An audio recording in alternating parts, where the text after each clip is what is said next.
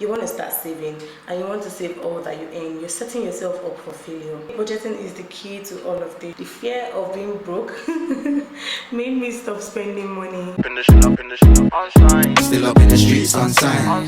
Still trying to get a million, some peace of mind. Free my dog. Free all of my niggas I ain't seen in time. Still up in the streets on sign. Still trying to get a million, some peace of mind. Hey Roomies, welcome back to my channel or welcome back to another video. My name is Roomie. If this is your first time on this channel, please do not make it your last time by clicking the subscribe button below. I am a very returning subscriber. Thank you for coming back and welcome back to my channel. Because I have worked so hard on my finance and I feel like I have somehow mastered the art of saving, probably not fully mastered, but somehow mastered the art of saving. I'm coming to you guys today to tell you some tips that I use in saving more. I've put out a couple of videos on this channel talking about savings, how I save, mindset to have when you're trying to save. Like I even shared a couple of videos on money, and in December last year I posted a video where I was withdrawing from my Cowrywise account and I showed you guys the steps and all that I usually take while trying to save. So today I want to come out here and share with you because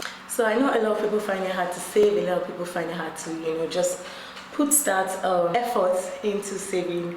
They actually do try, but it doesn't last long. I feel like you try to save, you start saving, you put your money in your savings, and then boom, your savings is gone. So I do have a few tips that I adjusted to, that I adapted myself to be able to save, and I'm coming here to share it with you guys today. First of all, I'm pretty sure everybody knows what saving is. I don't have to start explaining what saving is to you. But if you're living under a rock and you don't know what saving is taking out of that money, that's your money that you earn monthly, or that your income, and keeping some aside for future purposes, right? In case I said rubbish, ignore it. I'm not referring to any dictionary. So I believe that there are two types of saving. There is the long-term saving and there's the short-term saving. So the long-term saving is the savings that you probably plan for a year or longer than that. So I needed to come re-explain this, if that's a thing.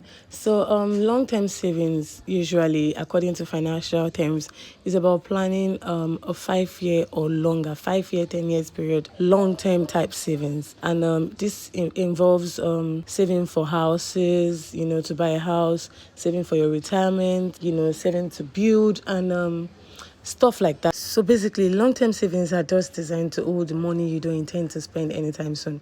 So you leave it like in a bank or like in an investment, and the interest rates will just keep accumulating till you eventually do need it. Short-term savings, on the other hand, are literally opposites of what long-term savings are. They usually take the period of about 2 years to achieve like smaller goals, like purchasing a car, little more smaller goals than the long-term ones. That's basically it. I have been using it in a different way, which explains why I was saying something totally different in this video. Because for me, long term is usually a year period of time, maximum of 2 years period of time. That's what I classify as long term. So me saving for like 2 years or more is usually my classification of a long-term saving, while short-term saving is usually like within the year. You save for a minimum budget to buy something or stuff like that. That's how I classify it, and that is how I explained it in this video. Do like a contribution, that can be considered as a long-term saving because you contribute a certain amount with a certain amount of people, and it goes on all year long repeatedly. And it could also be like investments or like a locked fund in your bank or stuff like that. Those are considered long-term savings. And then short-term saving is just like you're saving to quickly do something. So maybe you have to use at the end of the month, and you don't want to just put your hands into your account. So you save towards it, or you like make a budget or something like that towards it. And that's literally just how it works. There's the long term and there's the short term.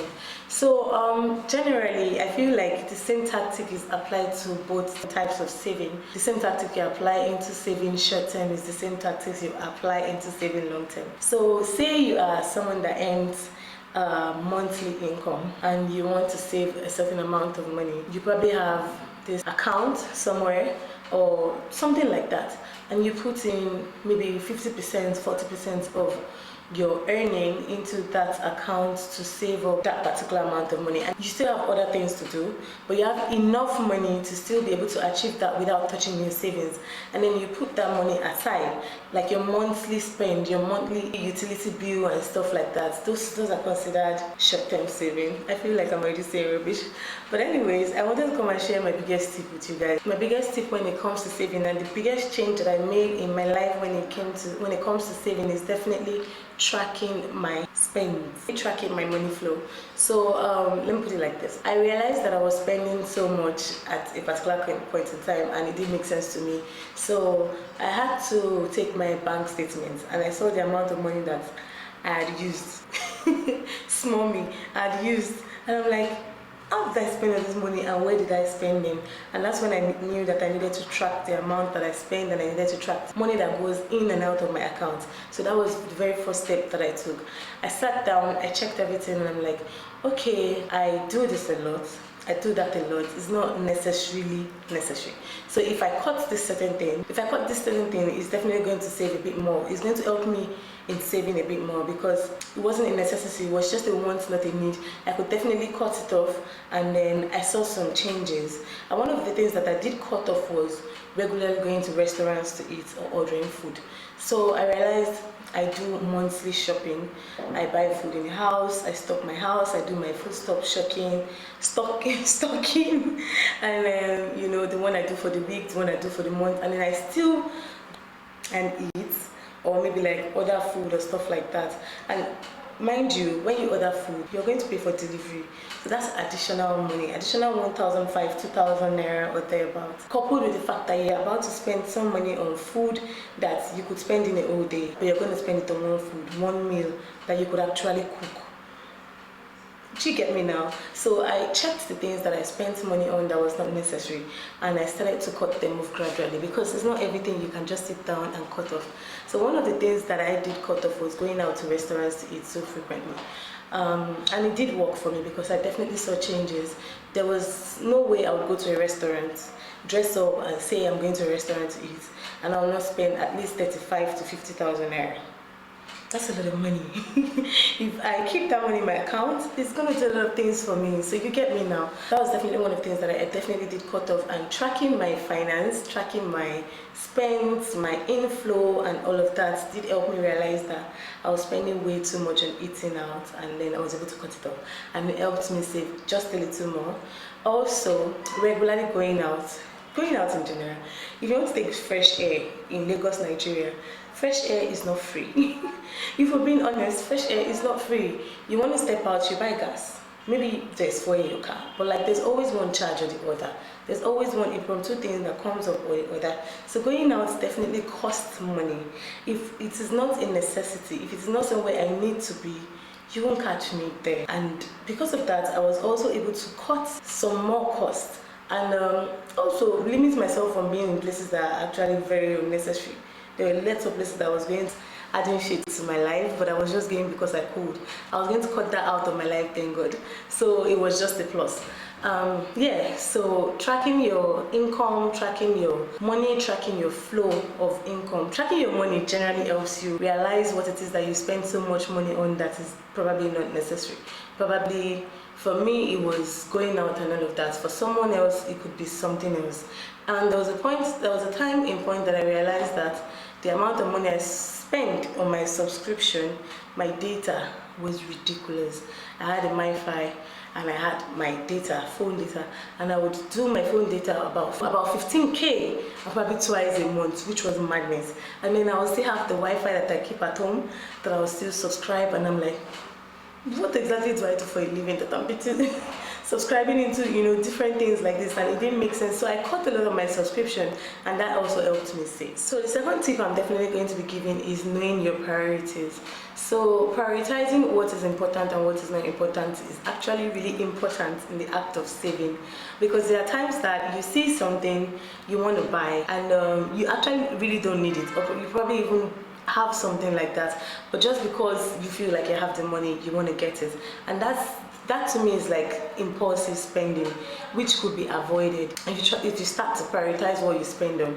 You realize that a lot of money that you you spend and send out and, you know, do stuff with is actually not. So a big way to keep track of your money is prioritizing what you spend on and tracking what you spend on. So basically, after realizing what was necessary and what wasn't necessary, what wasn't the priority to spend money on, I avoided things that I didn't need to spend money on, which included unnecessary outing, like I said earlier, unnecessary shopping, unnecessary spending. If it wasn't necessary, if it wasn't important, if it wasn't priority, I wasn't spending on it. And I feel like at a point it even affected me to an extent where I got scared of spending money. But that's another topic on its own. The fear of being broke made me stop spending money, which was crazy. But that's another topic on its own. So yeah, what I'm basically saying is you need to avoid some things that cause you to spend unnecessary. If it's a particular friend, I'm sorry, you need to avoid that friend. If the person makes you spend money unnecessary, because trust me, some of these people don't stay around when there's no money, when you can't meet up with the outing anymore, when you can't pull up when they're saying, oh, let's go to this restaurant, or let's go to, when you're no longer the turn up body, the friendship dies. So I feel like it even helps you realize who is your friend and who really isn't your friend. Do you get me? Do you get me? The next and final tip for me is going to be budget. So budgeting definitely helps you save more. I would say budgeting is the key to all of this. You need to learn to budget. You can't just keep spending. You can't just, it also helps you with the culture of spending on things that are not necessary. So when you have a budget, when you have a monthly budget, maybe you get your salary and you cut 40% of it and save it, and then you keep 60%, and you're like, with this 60%, I'm going to fill my car, I'm going to eat, I'm going to do baby girl for life, I'm going to still save some more. Because you always have to always save some more. You can't say because you've cut out some money to one part, then the remaining that you do is for spending. Always still save some more change, if you get what I mean. So by the time you do all of that, and you have that 60% and you have divided it into like 10% and all of that, it helps you save more, because at the end of the day you realize that, okay, this one that I've kept aside can't be touched. Now this one that I have here, how am I going to use it wisely? And that's what's called budgeting. That's literally what budgeting is about. It's going to help you save more. It's going to help you keep more money. It's definitely going to help you be more responsible with your spending and your saving. So a lot of people can't be accountable for their saving because they start up and they're like, well, I want to save money and I want to save 80% of what I make. Everything I make, I'm going to save it. Nobody's going to tell me otherwise, blah blah blah blah blah. I really find that as a very irresponsible way of saving. I feel like I don't shake the table somebody I know is on top of, but yeah, you can't just pick up and if you're just new at this, you want to start saving and you want to save all that you earn, you're setting yourself up for failure. I'm sorry to say, but that's what you're doing, because you end up putting your hand in that money you didn't want to put your hand in.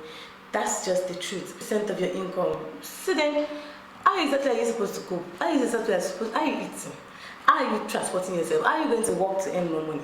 You're literally leaving no means for you to do all the things that you're supposed to actually do as a person, as a human.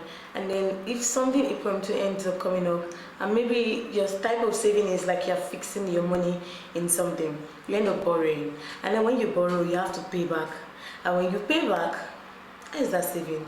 That's not saving. What is not yours is not saving. So you need to be smart when you try to save. You cannot say you want to save 80% of your earning. That's almost impossible, because impromptu things could come out miscellaneous. You have to keep money down for that. Something could come up that you did not plan for, and then you are caught off guard because you were trying to be smart by saving all your money. It makes it almost impossible for you to save at all if you say you want to save all your money, because it's not realistic, if we're being honest, except you have like a very large source of income, like maybe your pay is like really big, and then even when you cut out 80%, the money left is still quite big. That's when you can do something like that. And I don't know, I still feel that. But if you can achieve that, kudos to you. Kudos to you. I'm not saying it's not possible. I'm just saying it's almost impossible for me to save all that I earn. It's just not possible.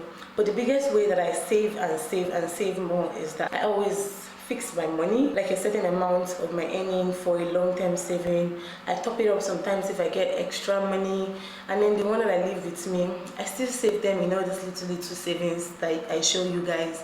And yeah, that's literally just it, and it has helped me come a long way, so much. I've become so disciplined with my spending, and rational with my thinking, and even going out. And sometimes I want to do something out of impulse, or like maybe because I'm still young at the end of the day and I still want to do those things, and then I sit down and I think about it. I think twice. So if I want to buy something now, and I'm like, yes, I need this, it's going to help me, I will tell myself to give myself time. So if I still feel that way in a couple of weeks or something, then maybe I'm going to get it.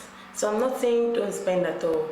I'm not saying don't do whatever, don't take care of yourself, don't go out once in a while, once a month, which is reasonable, or stuff like that. If your savings allows it, it's not compulsory. If your savings allows it, if your saving does not allow it, you can go out once in 2 months. That's not bad either. So I'm literally just saying, save smart, save responsible, and save with sense, please. Save with sense. Don't come here and come and say you want to come and save all the money you're making, all of it, because the way you're saving is, that's the way you're going to spend it too. What exactly are you expecting? You're expecting money to fall from who's going to take care of you? Adulthood is scam. Nobody gives two fuck about you. Nobody's going to take care of you. Everybody has their own cross to carry. You can't just sit down there and say you want to save everything you made. It's not possible. But at the same time, you have to save. So saving smart is definitely the best thing. Those tips that I just shared, those 3 tips that I just shared with you guys, were a life changer for me. It seems very brief and little to you or something. It might seem very brief and little to you, like what's this one saying? But the moment I was able to track my money and track my spending, I realized, oh, so this is where my money is going. And I was able to check which ones I need, which one don't I need, and I cut some of them up. And then I started to think responsible, and I started to, cut out things that are not important. So if it is not extremely important, it is not priority, I'm not doing it. I'm not buying it, I'm not getting it, I'm not stepping out, I'm not going to do that thing, it's not possible. And the third thing for me was budgeting. The moment I mastered the act of budgeting, I wouldn't say I've mastered the act of budgeting, but for me, in my own way, the moment I mastered the act of budgeting, it made life easy for me. It did. Because if you want to buy something and you do have a budget, you can't exceed that budget, even if so if you realize that the money you've kept aside for it is not enough, you save for it, you save more, and then you buy it. You can't exceed that budget because you don't have more than that. That's the fact. That's the impact and the influence of budgeting. You've kept a certain amount aside for this, and then you've kept a certain amount aside for miscellaneous. You've kept a certain amount aside for your spending for the month, your transportation, if you do want to go out once a month and stuff like that. It leaves you with no time to waste money. That's just the truth. And yeah, I hope this few tips of mine was able to convince you.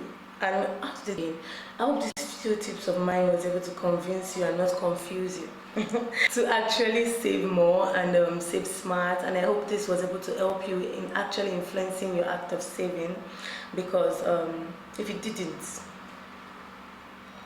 I don't know for you again, no.